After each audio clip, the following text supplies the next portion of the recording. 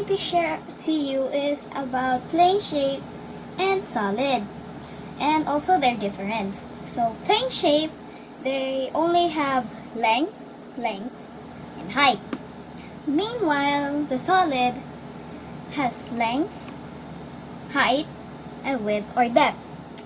And also, plane shape and solid also have some parts. Both of them have parts. So plane shape has parts that it's just lines. So these are like the edges of it, and then also the sides of it. And for the solid, it has many parts. There, like the square here and the two shapes at the sides and at the top are called the plane shape. And then these ones are like this corner where the two lines meet is like their edges. And then for the face or side, this one in front are the faces or their sides. So their difference for solid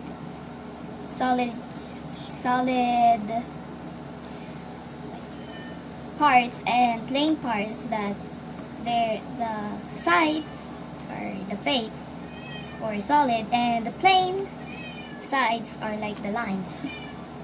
And then also plane is like just a plain shape, no combination like solid with many combination, like a triangle or a circle to make a cone, or a rectangle and a square to make other more shapes they combine. And also, if you want to make like a cube, you would not just cut it by shape, like a rectangle and then another rectangle and then squares. You don't have to do that. What you just need to do is you just like, there is also like a pattern which they call a net. So if you want a pattern for a cube, you just make like a cross, because that's how it is there. And then you're going to fall through those things, because I already had done it when I was still learning the nets, or like to make the form of that cube. And also some forms that I also have mentioned from that I was learning, that when you put wrong shapes together, it makes also not an equal, this like a good shape or a good solid shape. Sometimes it's also like broken or like have a space at the top, and that's why you need a perfect shape, and also so that you could not be hard to put together, and you just have to use like this. It's like called a net. I think it's called by a net because it's like all of the shapes are sticking together. And then do you see these lines? Those lines also have names, which are parallel lines and perpendicular. I will show you in this plane shape and solid.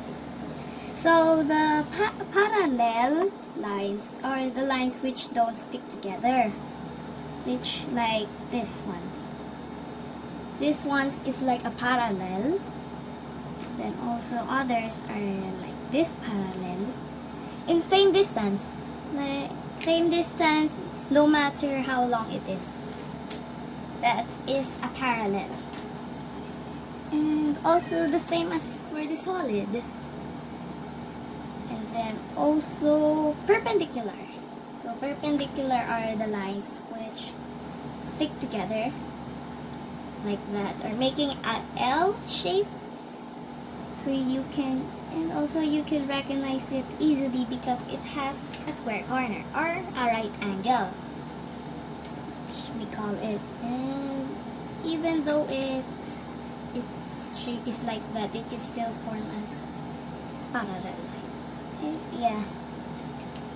And also, I also want to share for a railroad that we have mentioned from our math, that you don't need a railroad that is always curving and not same distance, because if the railroad is like this, I think the wheel would go off at that point. That's why it is very important for the railroad to have a parallel, not